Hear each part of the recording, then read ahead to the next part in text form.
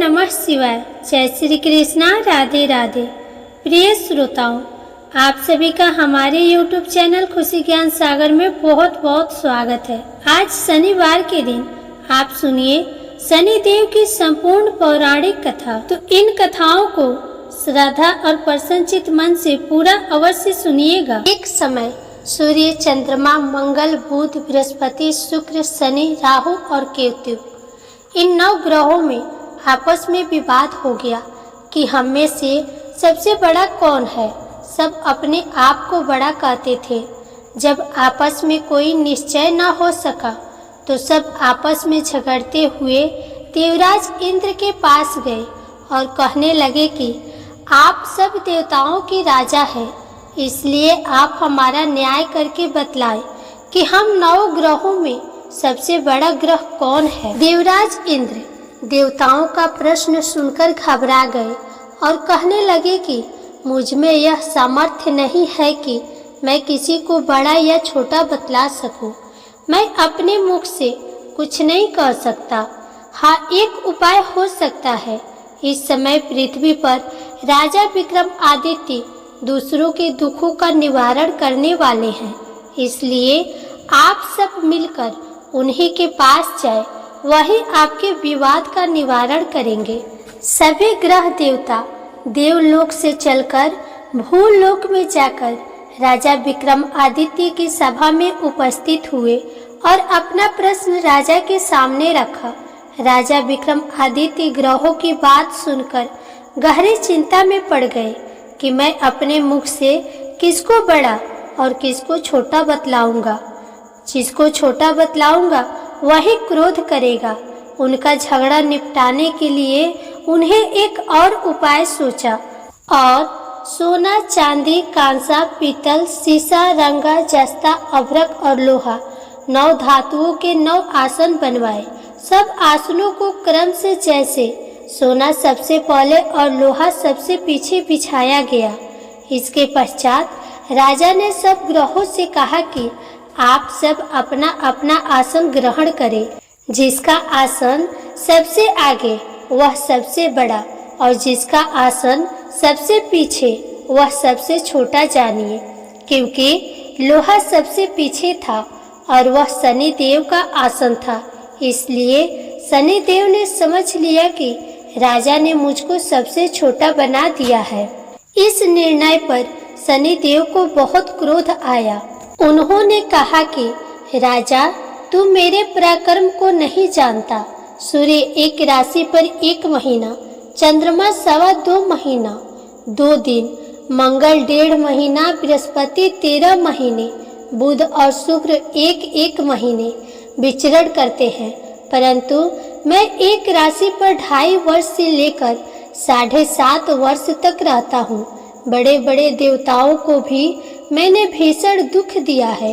राजन सुनो, श्री रामचंद्र जी को 7.5 आई और उन्हें वनवास हो गया। रावण पर आई तो राम ने वानरों की सेना लेकर लंका पर चढ़ाई कर दी और रावण के कुल का नाश कर दिया। हे राजन, अब तुम सावधान रहना। राजा विक्रमादित्य ने कहा, जो कुछ भाग्य में होगा देखा जाएगा।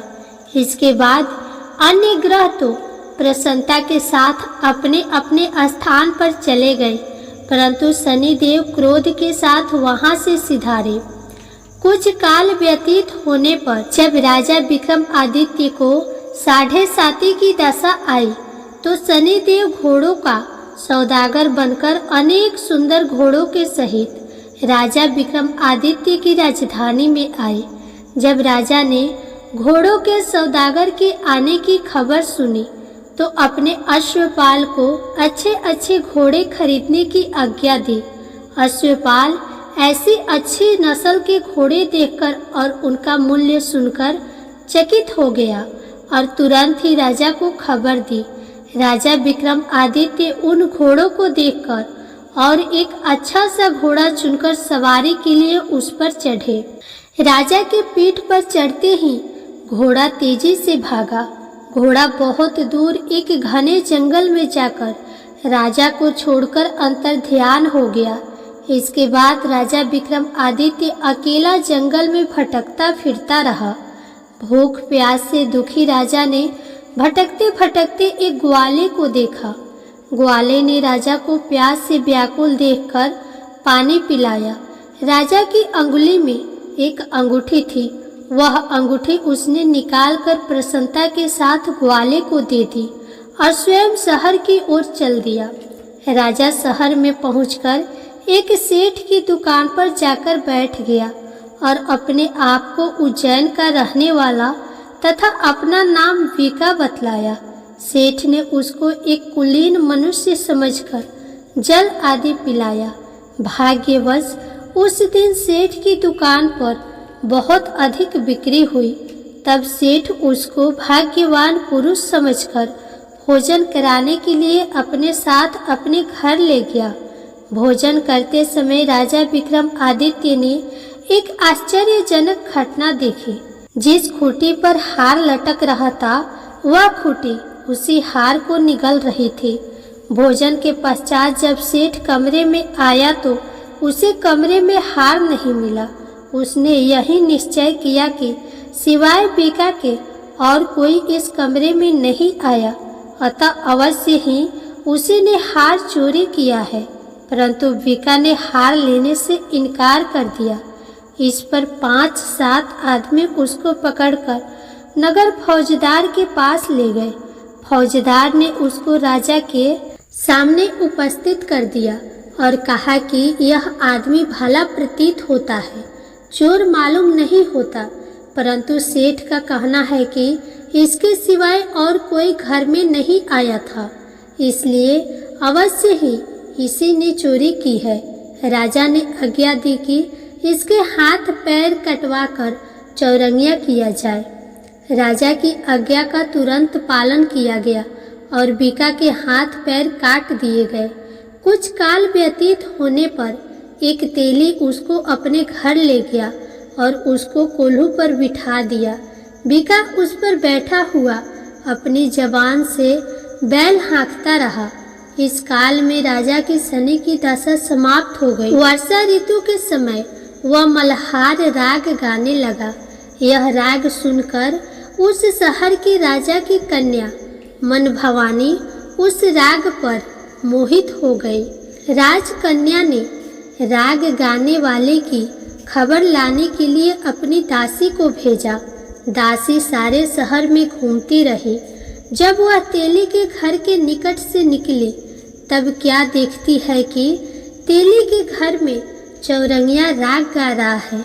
दासी ने लौटकर राजकुमारी को सब वृतांत सुना दिया। बस उसी क्षण राजकुमारी मन भवानी ने अपने मन में यह प्रण कर लिया कि चाहे कुछ भी हो, मैंने इस चौरंगिया के साथ ही विवाह करना है। प्रातःकाल होते ही जब दासी ने राजकुमारी मन भवानी को जगाना चाहा तो राजकुमारी अनशन व्रत लेकर पड़ी रही। दासी ने रानी के पास जाकर राजकुमारी के न उठने का वृतांत कहा। रानी ने वहां आकर राजकुमारी को जगाया और उसके दुख का कारण पूछा। राजकुमारी ने कहा कि माताजी, मैंने यह प्रण कर लिया है कि तेली के घर में जो चौरंगिया है मैं उसी के साथ विवाह करूंगी। माता ने कहा, पगली, तू यह क्या कह रही है? तुझे किसी देश के राजा के साथ परिणाया जाएगा। कन्या कहने लगी कि माताजी, मैं अपना प्रण कभी नहीं तोड़ूंगी। माता ने चिंतित होकर यह बात महाराज को बताई। महाराज ने भी आकर उसे समझाया कि मैं अभी देश देशांतर में अपने दूत भेजकर सुयोग्य रूपवान एवं बड़े बड़े गुणी राजकुमार के साथ तुम्हारा विवाह करूंगा। ऐसी बात तुम्हें कभी नहीं विचारनी चाहिए। परंतु राजकुमारी ने कहा, पिताजी, मैं अपने प्रण त्याग दूंगी, परंतु किसी दूसरे से विवाह नहीं करूंगी। यह सुनकर राजा ने क्रोध से कहा, यदि तेरे भाग्य में ऐसा ही लिखा है तो जैसी तेरी इच्छा हो वैसा ही कर। राजा ने तेली को बुलाकर कहा कि तेरे घर में जो चौरंगिया है उसके साथ मैं अपनी कन्या का विवाह करना चाहता हूँ। तेली ने कहा, महाराज, यह कैसे हो सकता है? कहाँ आप हमारे राजा और कहाँ मैं एक नीच तेली। राजा ने कहा कि भाग्य के लिखे को कोई टाल नहीं सकता। अपने घर जाकर विवाह की तैयारी करो। राजा ने सारी तैयारी कर तोरण और वंदरवार लगवाकर राजकुमारी का विवाह चौरंगिया के साथ कर दिया। रात्रि को जब विक्रमादित्य और राजकुमारी महल में सोए तो आधी रात के समय शनिदेव ने विक्रमादित्य को स्वप्न दिया और कहा कि राजा, कहो, मुझको छोटा बतलाकर तुमने कितना दुख उठाया। राजा ने शनिदेव से क्षमा मांगी। शनिदेव महाराज ने राजा को क्षमा कर दिया और प्रसन्न होकर विक्रमादित्य को हाथ पैर दिए। तब राजा विक्रमादित्य ने शनिदेव से प्रार्थना की, महाराज, मेरी प्रार्थना स्वीकार करें। जैसा दुख आपने मुझे दिया है ऐसा और किसी को न दे। शनिदेव ने कहा, तुम्हारी यह प्रार्थना स्वीकार है। जो मनुष्य मेरी कथा सुनेगा या कहेगा उसको मेरी दशा में कभी किसी प्रकार का दुख नहीं होगा, और जो नित्य ही मेरा ध्यान करेगा या चींटियों को आटा डालेगा उसके सब मनोरथ पूर्ण होंगे। इतना कहकर शनिदेव अपने धाम को चले गए। जब राजकुमारी मन भवानी की आंखें खुली और उसने चौरंगिया को हाथ पांव सहित देखा तो आश्चर्यचकित हो गए। उसको देखकर राजा विक्रमादित्य ने अपना समस्त हाल कहा कि मैं उज्जैन का राजा विक्रमादित्य हूँ। यह घटना सुनकर राजकुमारी अत्यंत प्रसन्न हुई। प्रातःकाल राजकुमारी से उसकी सखियों ने पिछली रात की हाल चाल पूछा तो उसने अपने पति का समस्त वृतांत कह सुनाया। तब सबने प्रसन्नता प्रकट की और कहा कि ईश्वर ने आपकी मनोकामना पूर्ण कर दी। जब उस सेठ ने यह घटना सुनी तो वह राजा विक्रमादित्य के पास आया और उनके पैरों पर गिरकर क्षमा मांगने लगा कि आप पर मैंने चोरी का झूठा दोष लगाया। आप मुझे जो चाहे दंड दे। राजा ने कहा, मुझ पर शनिदेव का कोप था, इसी कारण यह सब दुख मुझको प्राप्त हुआ। इसमें तुम्हारा कोई दोष नहीं। तुम अपने घर जाकर अपना कार्य करो, तुम्हारा कोई अपराध नहीं। सेठ बोला, महाराज, मुझे तभी शांति मिलेगी जब आप मेरे घर चलकर प्रीतिपूर्वक भोजन करेंगे। राजा ने कहा, जैसी आपकी इच्छा हो वैसा ही करे। सेठ ने अपने घर जाकर अनेक प्रकार के सुंदर व्यंजन बनवाए और राजा विक्रमादित्य को प्रीति भोज दिया। जिस समय राजा भोजन कर रहे थे एक अत्यंत आश्चर्यजनक घटना सबको दिखाई दी। जो खूंटी पहले हार निगल गई थी अब वह हार उगल रही थी। जब भोजन समाप्त हो गया तो सेठ ने हाथ जोड़कर बहुत सी मोहरें राजा को भेंट की और कहा, मेरी श्री कौरी नामक एक कन्या है, उसका आप पाणी ग्रहण करें। राजा विक्रमादित्य ने उसकी प्रार्थना स्वीकार कर ली। तब सेठ ने अपनी कन्या का विवाह राजा के साथ कर दिया और बहुत सा दान दहेज आदि दिया। कुछ दिन तक उस राज्य में निवास करने के पश्चात राजा विक्रमादित्य ने अपने ससुर राजा से कहा कि अब मेरी उज्जैन जाने की इच्छा है। कुछ दिन बाद विदा लेकर राजकुमारी मन भवानी, सेठ की कन्या श्री कौरी तथा दोनों जगह दहेज में प्राप्त अनेक दास दासी, रथ और पालकियों सहित राजा विक्रमादित्य उज्जैन की तरफ चले। जब वे शहर के निकट पहुँचे और पूर्ववासियों ने राजा के आने का संवाद सुना तो उज्जैन की समस्त प्रजा अगवाने के लिए आई। प्रसन्नता से राजा अपने महल में पधारे। सारे नगर में भारी उत्सव मनाया गया और रात्रि को दीपमाला की गई। दूसरे दिन राजा ने अपने पूरे राज्य में यह घोषणा करवाई कि शनि देवता सब ग्रहों में सर्वोपरि है। मैंने उनको छोटा बतलाया, इसी से मुझको यह दुख प्राप्त हुआ। इस प्रकार सारे राज्य में सदा शनिदेव की पूजा और कथा होने लगी। राजा और प्रजा अनेक प्रकार के सुख भोगती रही। जो कोई शनिदेव की इस कथा को पढ़ता है या सुनता है, शनिदेव की कृपा से उसके सब दुख दूर हो जाते हैं। व्रत के दिन शनिदेव की कथा को अवश्य पढ़ना चाहिए। जय शनिदेव महाराज। अब आइए सुने शनिदेव महाराज की दूसरी पौराणिक कथा। एक ब्राह्मण को सपने में नीली घोड़ी पर नीले कपड़े पहने एक आदमी दिखाई देता और कहता है, हे ब्राह्मण देवता, मैं तेरे लगूंगा। ब्राह्मण घबराकर उठ गया। अगले दिन यही सपना उसे फिर से आता है। ये सपना उसे रोज आने लगा। वह परेशान हो गया और चिंता के मारे दुबला होने लगा। उसकी पत्नी ने कारण पूछा तो उसने सपने के बारे में बताया। ब्राह्मणी बोली, वे अवश्य ही शनि महाराज होंगे। अब की बार दिखे तो कहना, लग जाओ, पर सवा पहर से ज्यादा मत लगना। उस दिन सपना आने पर ब्राह्मण ने कहा, लग जाओ, पर कितने समय के लिए लगोगे? तब शनि जी बोले, 7.5 वर्ष का लगूंगा। ब्राह्मण ने कहा, क्षमा करे शनि जी, इतना भारी तो मुझसे झेला नहीं जाएगा। तब शनि जी बोले, तो 5 वर्ष का लग जाऊंगा। ब्राह्मण बोला, ये भी मेरे लिए ज्यादा है। शनि जी बोले, 2.5 साल का लग जाऊंगा। ब्राह्मण ने मना किया तो शनि जी कहने लगे, सवा पहर का तो लगूंगा ही, इतना तो कोढ़ी कलंकी भिखारी के भी लग जाता हूँ। तब ब्राह्मण ने कहा, ठीक है। ब्राह्मण को सवा पहर की शनि की दशा लग गई। ब्राह्मण ने नींद से जागकर ब्राह्मणी से कहा, मेरे सवा पहर शनि की दशा लग गई है, इसीलिए मैं जंगल में जाकर यह समय बिताऊंगा। मेरे लिए खाने पीने का सामान बांध दो। मेरे पीछे से किसी से लड़ाई झगड़ा ना हो, इसका ध्यान रखना। ज़्यादातर घर में ही रहना, बच्चों का भी ध्यान रखना।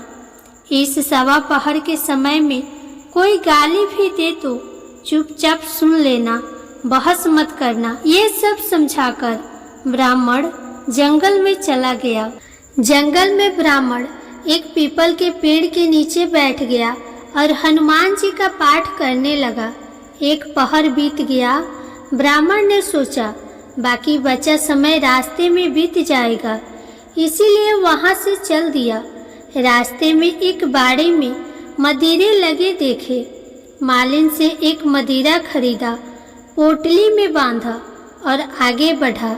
आगे एक आदमी मिला जो असल में शनि देव जी थे। ब्राह्मण से पूछा, पोटली में क्या है? उसने कहा, मदिरा है। शनि देव बोले, दिखाओ। ब्राह्मण ने पोटली खोली।